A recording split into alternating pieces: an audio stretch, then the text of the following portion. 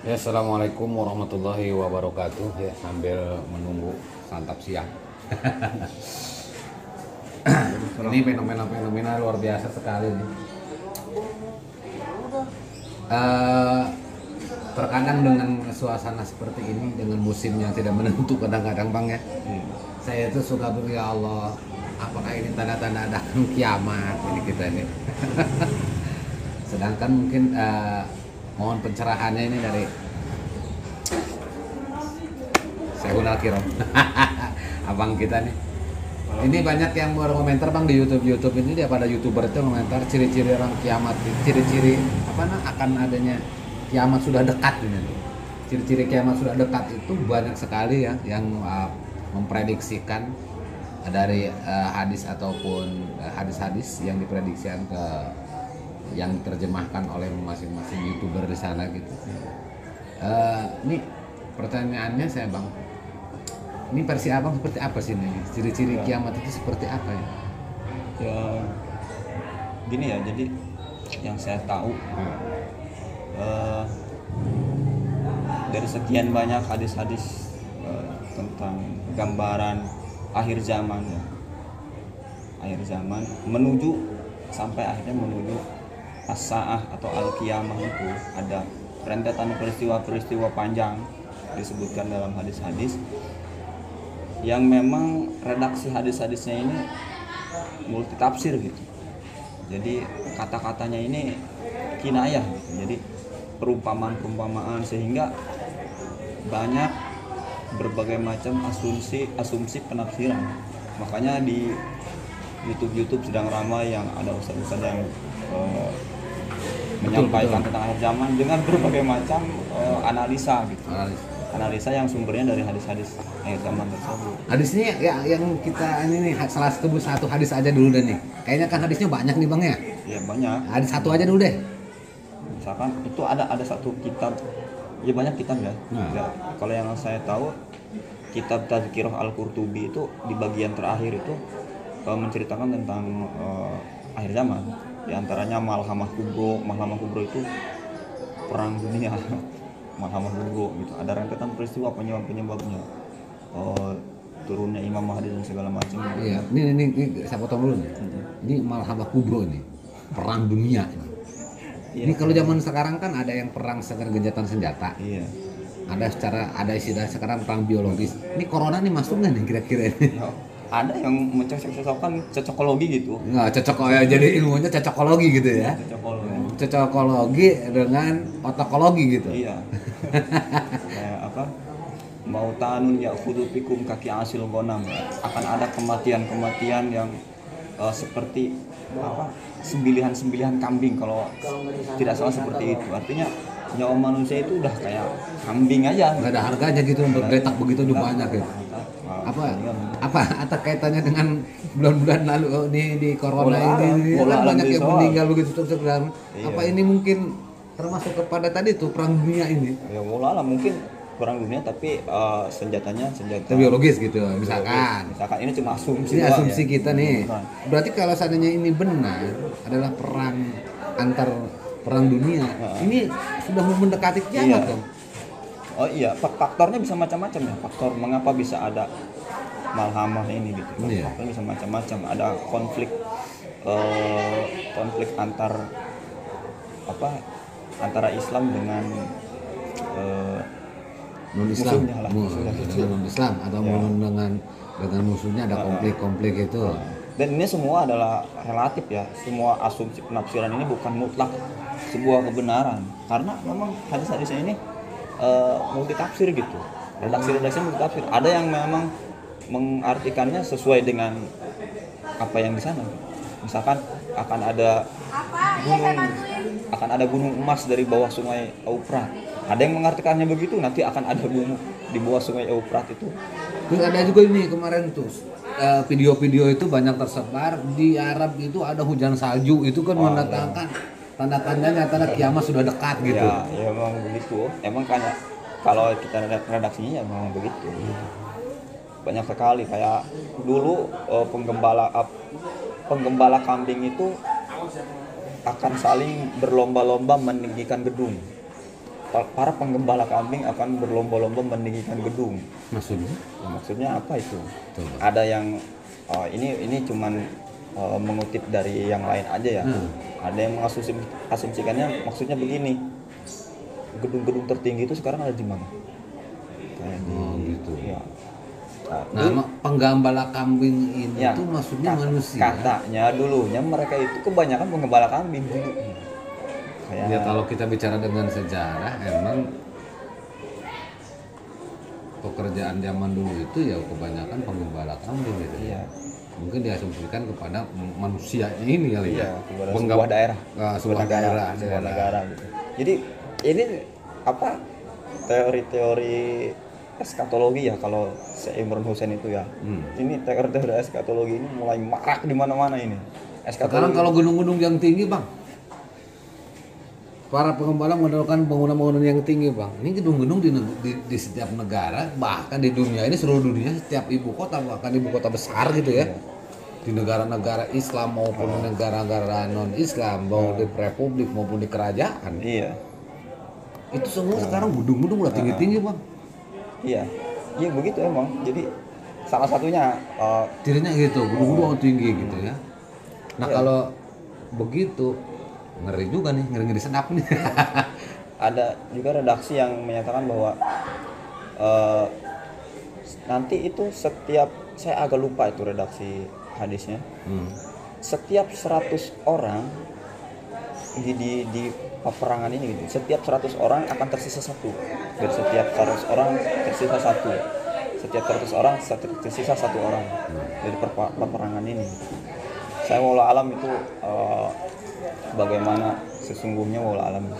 Penafsirannya seperti apa ya? Banyak sekali. Seperti misalkan contoh ada kalau tidak salah begini redaksinya, satu qatiluna baina yaday sa'ah, kalian akan berperang melawan sebelum hari kiamat, kauman terhadap satu kaum, sigorul uyun yang matanya kecil, wa erodul wujuh yang mukanya lebar, kabirul anfi hidungnya besar, wani aluhum asa'ru, sendalnya itu bulu. Ini banyak multi tafsir. Wallah alam siapa mereka ini. Iya. Ini orang-orang kayak gini tuh kalau misalkan hidung besar, bang hidung besar, matanya sipit, iya, mukanya lebar, sendalnya bulu, rambut. Apa kirdun gitu ya? Apa keras itu ya? Gitu ya. Itu jadi banyak multi penafsiran di situ. Kita nanti silakan lihatlah banyak di. Oh ini dekat kiamat juga. Ciri-ciri kiamat juga katanya sekarang ada istilah, kalau tadi apa tadinya matanya sedikit ya, sedikit. Itu ada yang menafsirkan tuh, ada yang saya dengar dari itu beberapa orang itu kita akan berperang dengan yang bermata sipit. Iya. Konotasinya seperti itu ya. Cuman ada juga yang berperang dengan orang-orang istilahnya kalau bahasa ini orang-orang yang kalau orang-orang mereka itu Yahudi lah gitu kan, segala macam. Nah kalau misalkan seperti ini kiamat semakin dekat dong. Ya mungkin begitulah.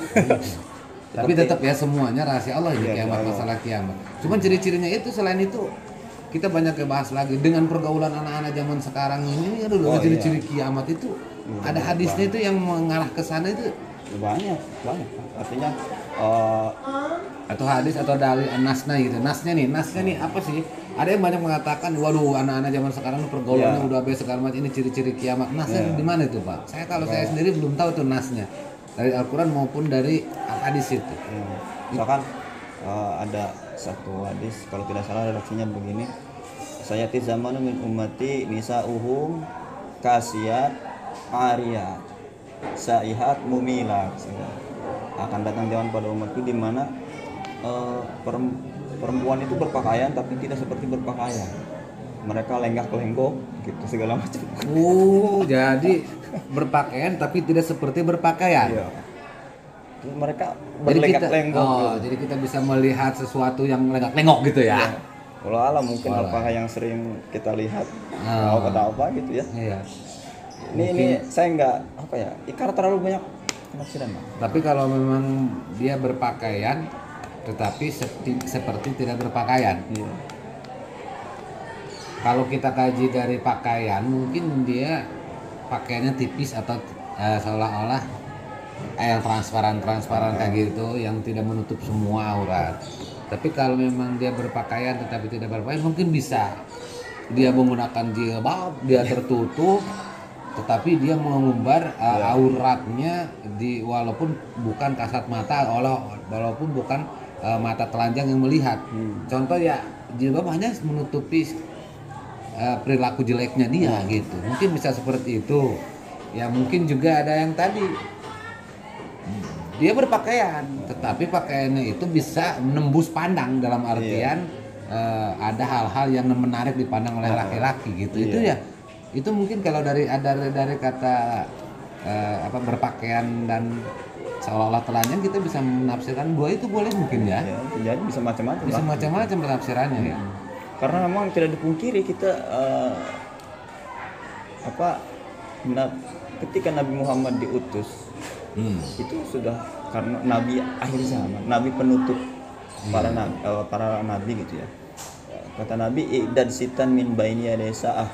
Hitunglah 6 hal yang menjadi ciri sebelum kiamat.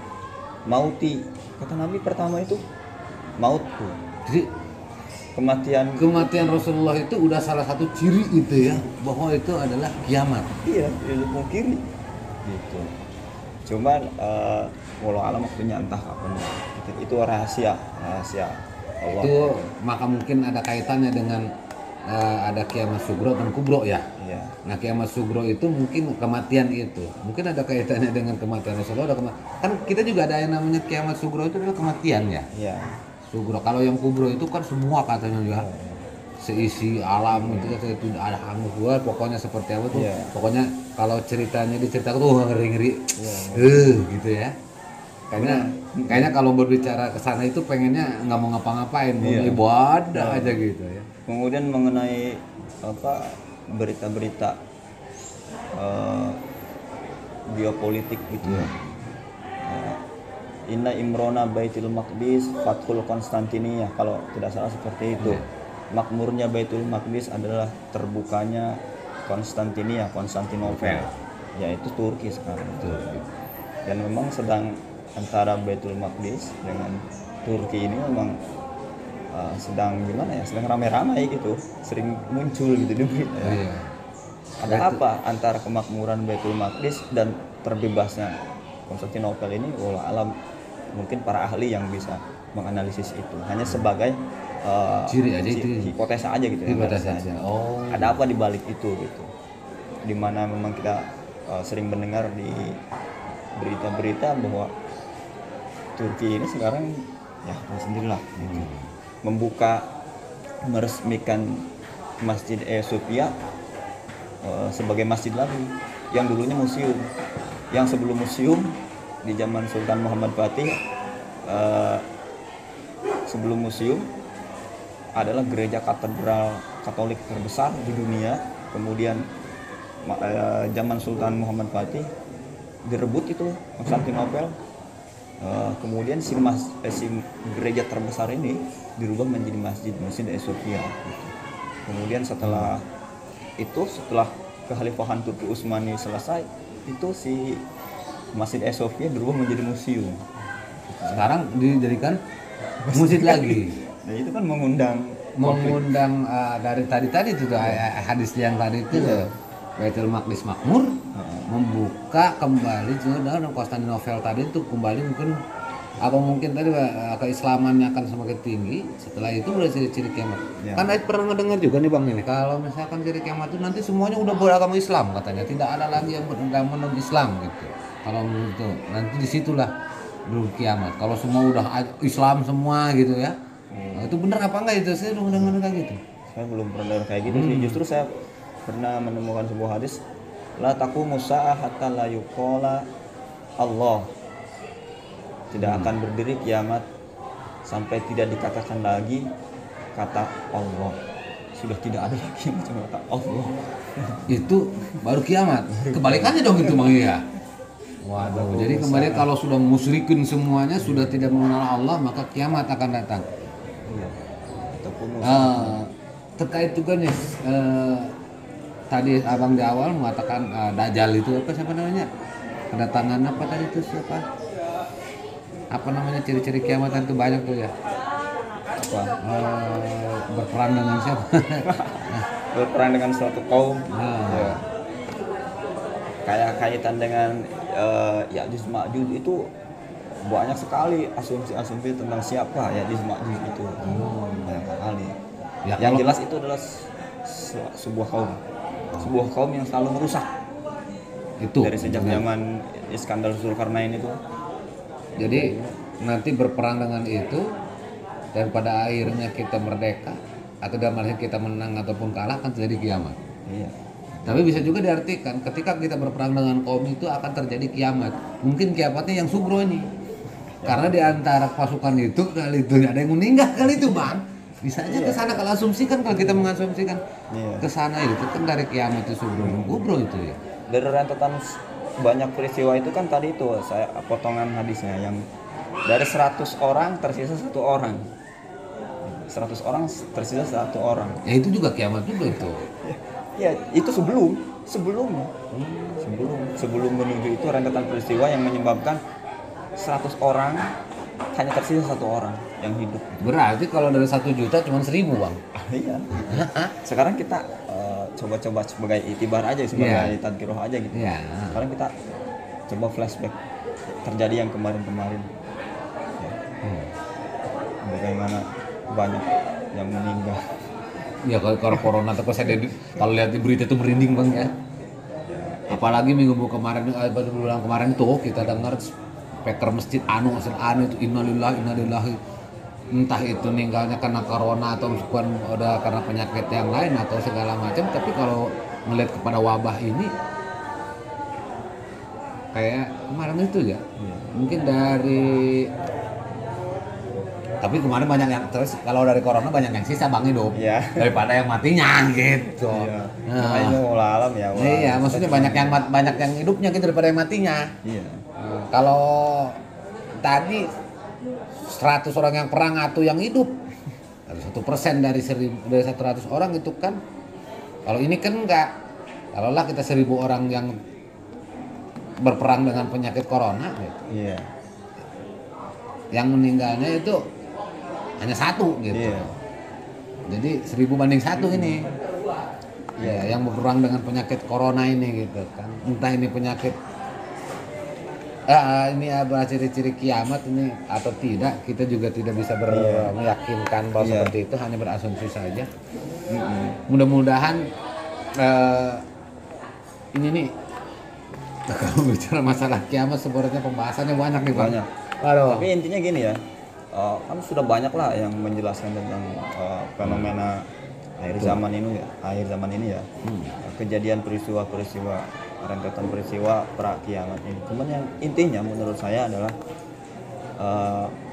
justru pertanyaannya adalah bagaimana persiapan jiwa kita, diri kita menghadapi akhir zaman ini. Itu aja sih menurut saya. Oke, mungkin